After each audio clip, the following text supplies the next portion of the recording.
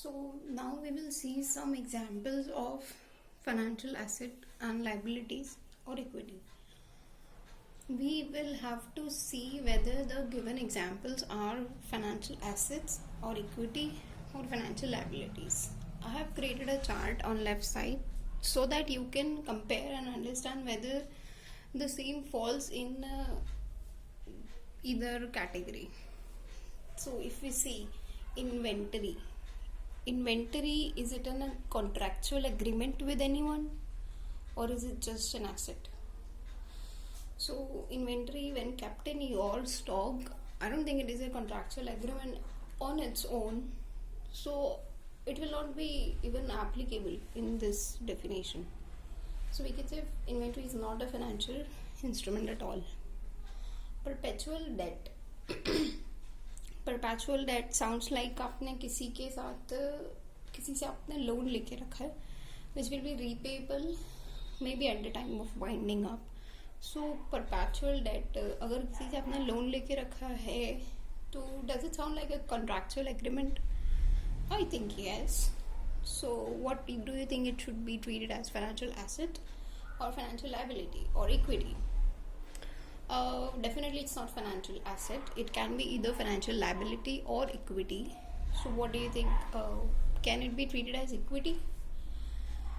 So if we differentiate between equity and financial liability, हम simple terms में समझे तो equity का मतलब होता है एक ऐसा some amount of money which you are not obligated to repay. It doesn't create any kind of obligation or liability on you. But I think perpetual debt is something that you have to repay even at some point of time of winding up or as per the agreement. But I feel this is financial liability. Then we will see irredeemable preference shares.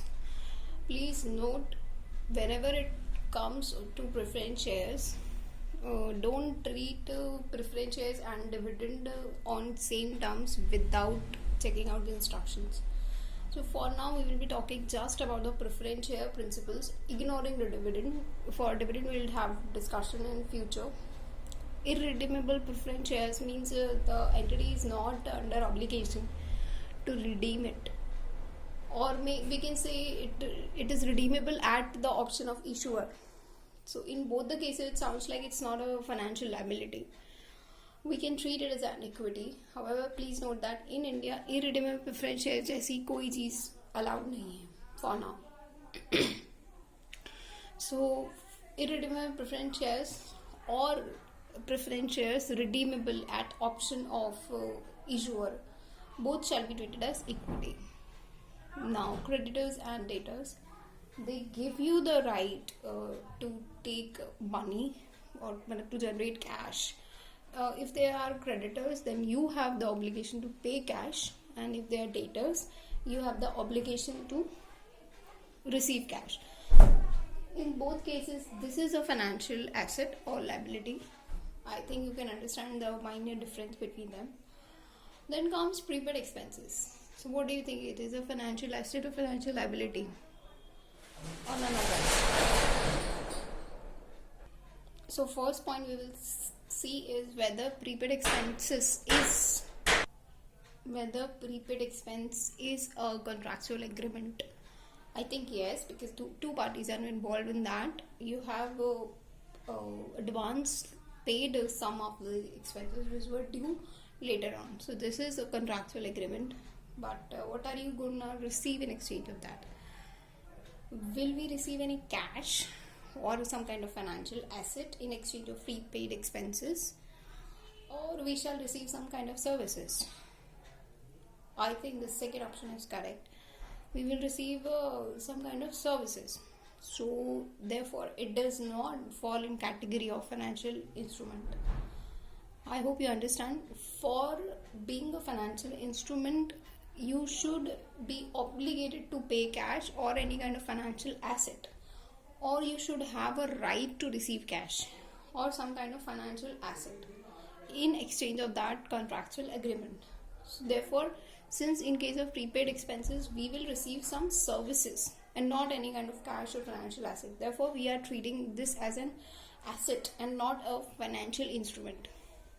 Same logic will apply for gold.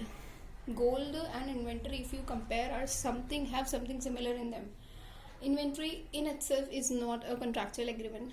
Gold also, when kept in your house or in your organization, it's like an asset. You have not entered in in any kind of contract with somebody else. So this is not a financial instrument. But when it comes to gold bond is something, it's like an instrument issued by a particular entity. So does it fall in contractual agreement? दो parties involved हो गई means yes, this is a contractual agreement. One is issuer of gold bond and one is the one who has subscribed for it. So is it a financial instrument? What do you think?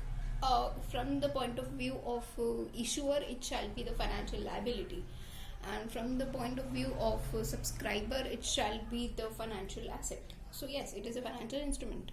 I hope you understand the logic between financial asset and normal asset, like gold and gold bonds. I hope you can understand how they are different.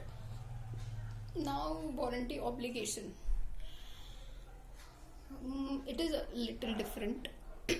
Like prepaid expenses, warranty obligation is like something on similar terms. Prepaid expenses is an asset, while warranty obligation is like a liability. But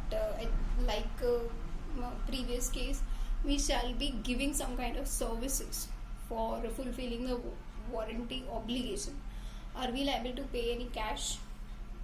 No, we have given some warranty, means we will provide services if there is any kind of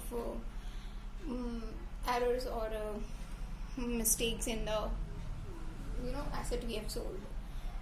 So warranty obligation, will we receive any cash? No, we will not. So it's like a service contract, right? The service contract doesn't fall in category of financial instrument. We should be eligible to receive cash or any kind of financial asset. Then it will be treated as financial asset, or in case of liability, we should have the obligation to pay cash. Both the things are not applicable here. So this will not be a financial instrument. So you can see the final answers. I have written NA, means not applicable at some places, whereas you can treat them as they are not financial instruments. FL stands for financial liability and FA stands for financial asset. If there is any doubt, you can write in the comment box. We will look for some more examples of financial assets and financial liabilities to understand the concept more quickly.